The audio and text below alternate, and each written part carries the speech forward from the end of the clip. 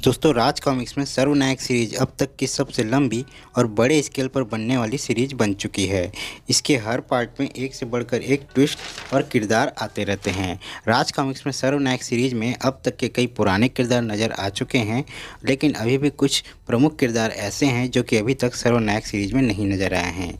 मे भी ऐसे चांसेस हैं कि ये किरदार आ सकते हैं। तो दोस्तों स्वागत है आपका एक बार फिर से आपके अपने चैनल कॉमिक्स टॉक विद विजय में।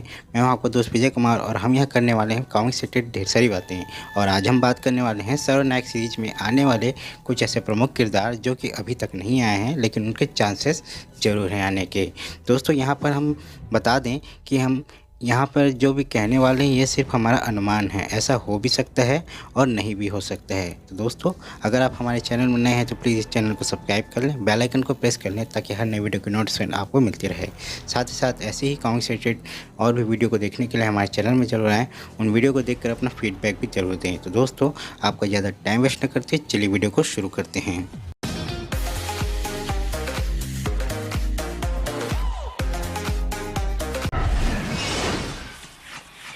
दोस्तों सबसे पहले बात करते हैं हम गोल्ड हार्ट की। श्री टीकाराम सिप्पी द्वारा रचित यह फेमस किरदार अपने समय में बहुत ही हिट रहा था, लेकिन स्टोरी उस समय भी अधूरी रह गई थी। जब राज कॉमिक्स की एक नई पारी राज कॉमिक्स बाय संजय गुप्ता शुरू हुई है तो कॉमिक्स फैन के द्वारा इस किरदार को वापस लाने की मांग जोरों शोरों से उठी है, जिससे मैं भी एग्री करता हूँ। ऐसे में जब विनाशदूत और गगन ग्रहणों के साथ अपना स्पेस वॉर कंटिन्यू कर रहे हैं तो इसी स्टोरी के साथ गोल्ड हार्ट की स्टोरी भी जोड़ी जा सकती है। तो ऐसे में सर्वनायक सीरीज में गोल्ड हार्ट के आने के गोल्डन चांसेस तो बढ़ ही जाते हैं। शक्तिशाली भोकाल का एक समय बहुत ही अनोखा सहायक किरदार हुआ करता था, जो कि उससे परीलोक वाली सीरीज में मिला था। अपने अद्भुत शारीरिक बल और घातक प्रेत योद्धा शक्ति के कारण वह बड़े से बड़े महारथियों को हराने की क्षमता रखता था, लेकिन देखा गया कि भोकाल की कॉमिक्स में वह परीलोक सीरीज के बाद सिर्फ एक कॉमिक शादी नहीं होगी में बड़ी ही संक्षिप्त सी भूमिका में नजर आया। उसके बाद यह अनोखा किरदार हमें दोबारा कभी दिखा ही नहीं, बल्कि कई ऐसे किरदार दिख गए जो कि मर चुके थे, लेकिन उन्हें बार बार फिर से जिंदा कर बताया गया। सर्वनायक सीरीज में असम के जंगलों में भोकाल के मित्रों के द्वारा पाषाण मूर्तियों से मुकाबला बताया जा रहा, लेकिन इन सभी में शक्तिशाली का एक बार फिर ना होना खलता है। तो शायद ऐसा हो सकता है कि इस बार सभी भूले बिसरे किरदारों के साथ शक्तिशाली की भी वापसी हो। विशर्पी का छोटा भाई विशांक भी अभी तक सर्वनायक सीरीज में नज़र नहीं आया है। देखा जाए तो लगभग नागद्वीप के हर छोटे बड़े नाग सैनिकों के साथ ही पंचनाग और कालदूत भी नज़र आ चुके हैं, लेकिन विशांक अभी तक दिखाई नहीं दिया। मोस्ट प्रॉब्ली यह भी देखना होगा कि अलग अलग टाइमलाइन की कहानियों के कन्फ्यूज़न में विशांक को नागायण की तरह टीनेजर दिखाया जाए या फिर पुराना छोटा नागराज वाले रोल के साथ ही सिल्लू उर्फ सैब्रो को भी दिखाया जाए। किंग कॉमिक्स के सभी किरदार राज कॉमिक्स में नज़र आ चुके हैं, जिनमें से एक ऑलराउंडर वक्र भी है। हम होंगे कामयाब नामक कॉमिक्स में वक्र ध्रुव के साथ नज़र आया था। हालांकि उसमें वक्र का रोल हमें उतना पसंद नहीं आया, लेकिन जहां सर्व आगमन से किंग कॉमिक्स के बाकी किरदार Vega, Lisa, Abhay the Blind Death और गमराज नज़र आ चुके हैं, लेकिन ऑलराउंडर वक्र अभी तक नज़र नहीं आया है। तो उम्मीद की जा सकती है कि वक्र भी जल्द ही सर्वनायक सीरीज में नज़र आए। साथ ही यहाँ पर मैं हंटर शॉक का नाम भी मेंशन करना चाहूँगा, क्योंकि न्यूज़ है कि वह भी जल्द ही सर्वनायक सीरीज में नज़र आने वाले हैं। जब हंटर शॉक की बात हुई है तो भोले भाले मगर गजब के लड़ाके फाइटर टूट्स को कौन भूल सकता है। बाकियों से अलग इस अनोखे किरदारों की वापसी तो इस सीरीज में तय मानी जा रही है। बाकेलाल और गमराज के बाद फाइटर टूट के आने से कॉमेडी का तड़का तो मिलेगा ही, साथ ही इनके अनोखे एक्शन की नुमाइश भी होगी। दोस्तों अगर आपने भेड़िया की ग्रहणों कॉमिक्स पढ़ी है तो आपको ये किरदार याद ही होगा। इस कॉमिक्स में ग्रहणों की अंधेरी शक्ति का पहला शिकार शिवा ही हुआ था, जिसके कारण वह स्टारमैन क्रीपर सुपरमैन के साथ ही भेड़िया से भी टकराया था। अपनी प्रलयंकारी शक्तियों से उसने सभी को नाको चने चबवा दिए थे।